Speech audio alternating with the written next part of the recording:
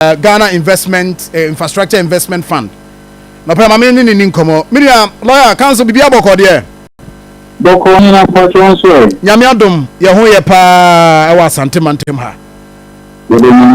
Na enra o clients. Mama Musa say ne ho te saying because enra the report and about which yen platforms say confirm it say he was he invited or arrested by NIB?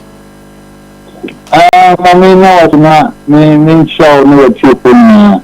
First and foremost, a lawyer for no, we are being led by a friend Mr. Kutubuachi, who's 31 years at the bar. While we and do the matter, I think that for President Namuso Kano, we have been a friend of Duke Kano. Even the last person qualifying at the bar, we can't. I become from a boy of the Confucius. And now, Papa, almost confused, almost invitation. Invitation, some invitation to invite two police stations, which like a communication, but they insist in say she accompany them along and try them from. And I'm going to find the free her. And you could do another. And you look first quarters, and if you want to call the region, Kakudi. Could be honor, or more could yellow from could be another 11 o'clock or the necessary. The institution innovation so the name can a mountain, or more you may feel a little Makotomo, and not going to reduce you and cannot be said. So, what are to my end to almost and what happened at the night? Could be one another person who are trying to almost with I don't know what interrogation I said, your coconut. The good interrogation was also like on the doors to the film, which is against the right of Ameyaw-Akumfi. And so, no struggle and summer, you not lawyer for the protection, but you will call lawyer for me. It's interrogation, of course, so we are the statement of Shama. It is the next is not looking to be said about the day. And some question, I'm about to do some day.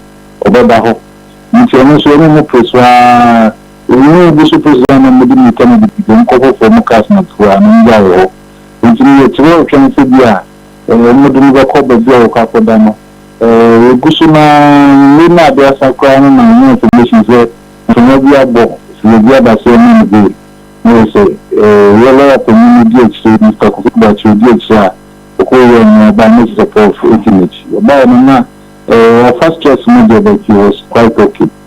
Now, what was the case? I mean, can I say TIF? Program work with Voyage more Ghana, but you know, the college now, but the friend Ghana Infrastructure Investment Fund, college now, and you know, a honor, and some decisions that was taken by the board. Those decisions are for design, I'm some. But which me I can until you remember say or make sure statement I can. So that is what happened. Is it related to said no paying because SkyTrain was it specific on that? Say one of the things decisions I'm taking about SkyTrain payment of $2 million to a company that was engaged, say, about a year Jumadiama Ghana and whole lots. Is it? Also, one is specific in the next time we say manufacture and look at this particular moment in time. The four police stations, the primary purpose in here, the four police stations are your information about credit. And you know, also you have to be very careful with how you manage information, particularly in public. The Minister of Ameyaw-Akumfi is innocent. The Minister is innocent of all charges. And you know, players no court, maybe you say the master, the bar, you not of Ameyaw-Akumfi has been declared innocent by court of law in this country.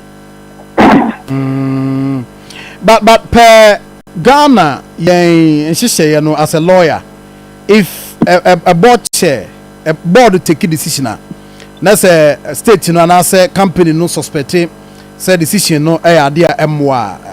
Boche mumuna emrano echino all this question made you know question we are going to what the map be on for no so we million It's a very important decision. It's, they are prepared themselves for prosecution. And when they come to court, all these questions will be asked them answered. So, I'm prepare for prosecution. I'm not prepared for prosecution. Yes. So police station, local police station, but they say about the court room. International for police station. I don't know what I just said. Court once and the lawyers are ready. Oh, you're absolutely ready. You're absolutely ready. You believe absolutely in the innocence of our clients. So, OSHA processor, NIB for the inviting more as lawyers, more describing it, saying was he handled well, or you think that? No matter the first and foremost, the NIB for now, only taking loss. It is almost a fast to come on jurisdiction now. The number of consuming this as only one. I feel so confirmed about some handle no. In our Ghana for what do you go up power country and Italy? I'm a person day. Any day I need to and yes, you are finding the on sorry feel from not in a possibility. The whole day. Maybe I said that it's more realistic. The whole day. I never seen that you are Ghana. You don't treat your fellow human being like that. What do you say? You know, they can just pick you up and abuse your rights, and then eventually, most of these things they do, they don't even take the case to court. Everything like the Simon thing costs for Ghana. Well, Permotex, no, was the matter reported, and why not reported matter to the NIB? Another very, very, very concise, very important question. Or saying community somebody asked them one. Very, very good question. Who reported it? It is to say Motrana, so Mutrana, so I'm saying, where is this coming from? Because you see, upon Juma, Ghana investment infrastructure and business fund, it is audited by the Auditor General. Auditor General auditing your process is a cum. I thought I could do Attorney General. So where in that equation that NIB can but what called Auditor General's reporting with you?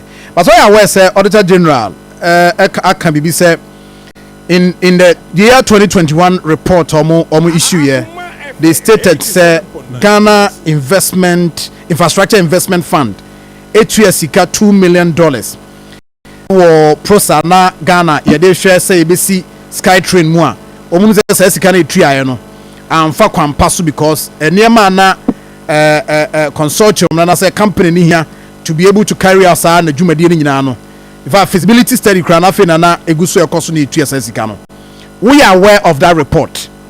The specifics of the investigation, let us leave it to the investigators. You know when some investigation, we perform another corporate. The big corporate level is never been done.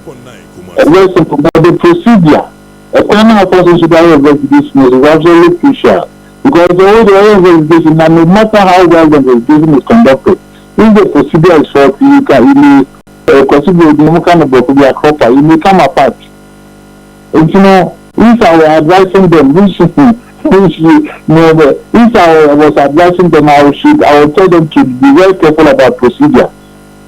Because probably they are not for procedure and so on fine you can help you can create problems for yourself. So the dear Kosoa, I didn't Ghana for you, prefer to some money and you better cover. But Kana personal, for compassion. Kana also personal, personal. I have someone condition. You like being the woman condition. Because the big mother family, the dear man person that can be a but bail form of bail ban on the man, or is he going to report? I'm not missing time. You know, the only should be given self recognizance bail. Because Professor Ameyaw-Akumfi, Denmark Park is safe for Akoma. Denmark is safe. Ken Kuranchie. But the Akoma to make sure you see so. They can't send you first time make sure you see so. minister. We the money I'm not sure this. We the minister 2 times. Only in particular, Ghana Education Service, Director General and how the money we so much in what I say, board chairman, board chairman PTA. And you know, we was work self-recognizance and so we check that as well with the Kwaba. Because we have a minute and Kobe Kwasa, but by missing Tangian, it's no, we can maybe be a channel for no more Kosankata. I feel I heard a next step. Okay, but as we speak, there, Ufia and Hoye. I'm a paying as far as I made the last time I met him was 1 ago. I'm a paying the shows with Piano. Right. Mini amamin fa unsi habre pame besa kasa. That's one share of you for this opportunity. Thank you very much. We for lawyer for Oka lawyers no for Professor Ameyaw-Akumfi.